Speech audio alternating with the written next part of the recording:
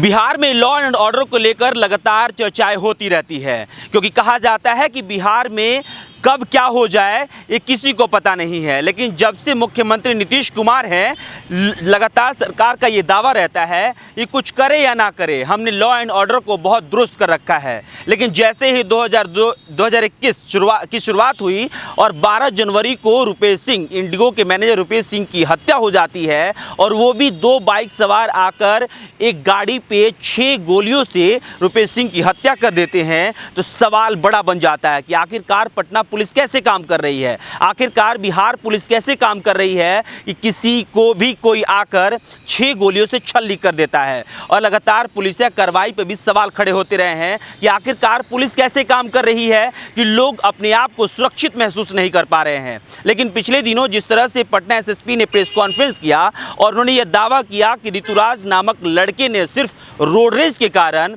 रुपेश सिंह की हत्या कर दी, रुपेश सिंह पर 6 गोलियां दाग दी, सिर्फ इसलिए क्योंकि रोड रेज का मामला था, उनकी गाड़ी से एक बाइक सवार लड़के को धक्का लग गया था, यानी कि ठोकर लग गया था। इसकी वजह से ऋतुराज ने 6 गोलियां रुपेश सिंह के शरीर में दाग दिए। लेकिन जब से पटना एसएसपी ने इस पहलू को सामने रखा है, किसी को भी हजम नहीं हो रहा है, तमाम तरह की चर्चाएं हो रही हैं। पिछले दिनों पप्पू यादव ने प्रेस कॉन्फ्रेंस कर ये कहा कि जिस तरह से ये गुत्थियां सामने लाई जा रही हैं, जिस तरह से पहलुओं को रखा जा रहा है, इससे साफ जाहिर होता है कि किसी ना किसी का नाम छुपाया जा रहा है। क्या वाकई ये सच है? एक सवालिया निशान के तौर पे हमारे सामने खड़ा है कि क्या जिस तरह से पप्पू यादव या फिर अन्य नेता जिस तरह से ये दावा कर रहे हैं कि किसी बड़े नाम को छिपाने के लिए ऋतुराज को सामने लाया जा रहा है, क्या ये वाकई सही है? क्या वाकई ये सच है? क्या वाकई पुलिस या कार्रवाई पे सवाल खड़ा करना तमाम नेताओं का जायज़ है? या फिर जिस तरह से लोगों के बीच सवाल खड़े हो रहे हैं कि आखिरकार एक रोड रेज के कारण कोई इतना ब्रूड तरीके से, इतने घटिया तरीके से कैसे मर्डर कर सकता है? कोई 6 गोलियां सिर्फ इसलिए दाग दिया क्योंकि सड़क पे एक गाड़ी ने दूसरी गाड़ी को ठोकर मार दी। तो तमाम तरह के सवाल लोगों के बीच घूम रहे हैं और जो नेता हैं वो भी तमाम तरह की बातें कर रहे हैं। आज फिर चिराग पासवान ने ट्वीट किया है, 1 घंटे के अंदर 4 ट्वीट किए उन्होंने, और चारों में उन्होंने ये दावा किया है। सबसे पहला ट्वीट उन्होंने जो किया है वो आपको पढ़ के मैं बता देता हूँ। उन्होंने लिखा है कि रुपेश जी की हत्या रोड रेज के कारण हुई, यह बात हलक से नीचे नहीं उतर रही है। रोड रेज का यह मामला अपने आप में अनोखा है, जहाँ सड़क पर तक झक होने के 40 दिन बाद 6 गोली मारकर हत्या कर दी जाती है। शायद ही इस जुर्म की दुनिया में ऐसा कोई उदाहरण होगा। जिस तरह से 40 दिन की बात की जा रही है, लगातार लोगों के बीच इस बात की चर्चा है कि अगर रोड रेज का मामला होता तो कहीं ना कहीं इंस्टेंट रिएक्शन देखने को मिलता है कि अगर कहीं पे अगर किसी ने धक्का मारा, उस समय जो भी उसकी गुस्से से जो भी हो जाता है वो हो जाता है। लेकिन 40 दिन के बाद किसी का मर्डर कर देना, ये तमाम तरह के सवालों पर जरूर एक कहा सकता कि विराम लगाता है कि वाकई क्या नेता जो सवाल पूछ रहे हैं वो सही है? क्या वाकई जो पुलिस ने जो काम किया है उसमें सवालिया निशान खड़े किया जाना चाहिए? उसके बाद जो चिराग पासवान ने ट्वीट किया है और उन्होंने ट्वीट करके जो बोला है, रुपेश हत्याकांड में जिस प्रकार प्रशासन द्वारा प्रेस वार्ता में कैमरों के सामने आरोपी का इकबालिया बयान दिलवाया गया, ऐसा आज तक किसी अन्य केस में देखने को नहीं मिला।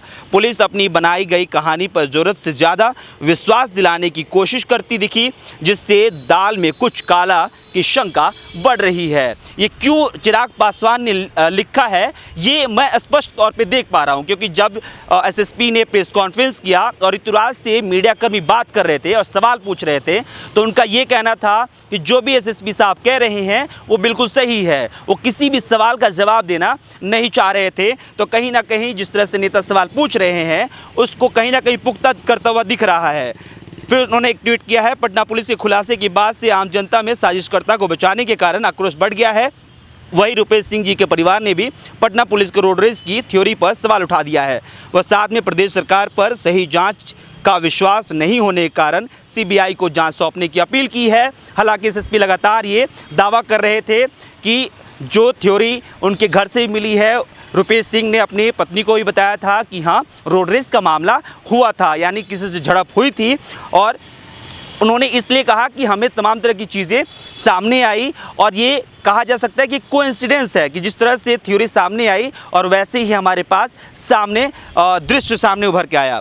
उन्होंने आखिरी जो ट्वीट किया है उसमें लिखा है, रुपेश हत्याकांड की पूरी जांच और तफ्तीश रुपेश के हत्यारे को पकड़ने के लिए नहीं बल्कि रुपेश की हत्या के पीछे साजिश रचने वाले को बचाने के लिए की गई थी।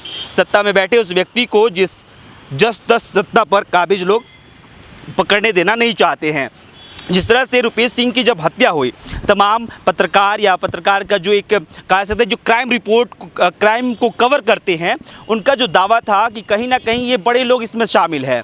लेकिन एसएसपी ने जब प्रेस कॉन्फ्रेंस किया तो कहीं ना कहीं उस चीज़ को खारिज कर दिया। लेकिन जो अब नेता जो सामने उभर के आ रहे हैं, नेता का जो बयान सामने उभर के आ रहा है, उनका ये दावा है कि कहीं ना कहीं पुलिस या फिर नेता दोनों मिलके किसी न किसी का नाम छुपाने की कोशिश कर रहे हैं। कोई ऐसा बड़ा नाम है जो सामने आ जाएगा तो ज़रूर एक बड़ा भूचाल हो जाएगा। इसको लगातार छिपाने के लिए, उस नाम को बचाने के लिए लगातार पटना पुलिस काम कर रही है। लेकिन देखना ये होगा कि आखिरकार जिस तरह से नेता सवाल खड़े कर रहे हैं, क्या वाकई इसमें कोई सच्चाई है, या फिर जिस तरह से नेता थ्योरी सामने पेश कर रहे हैं, जिस तरह से पुलिसिया कार्रवाई पे सवाल खड़े कर रहे हैं, ये तमाम सवालों पे विराम कहाँ लगता है, कहाँ सच्चाई जाके पता चलती है, या फिर वाकई ऋतुराज ने सिर्फ एक छोटे से मामले के लिए रुपेश सिंह पर 6 गोलियां दाग दी और आज सलाखों के पीछे है। अगर ऐसा है तो वाकई समाज किस तरफ जा रहा है, ये सोचना बहुत ज़रूरी है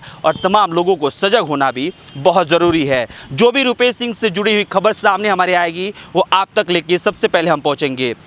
इस खबर में इतना ही। अगर हमारे चैनल को सब्सक्राइब नहीं किया आपने तो सब्सक्राइब कर लीजिए। फेसबुक पेज पे देख रहे हैं तो पेज को लाइक कर लीजिए। शुक्रिया।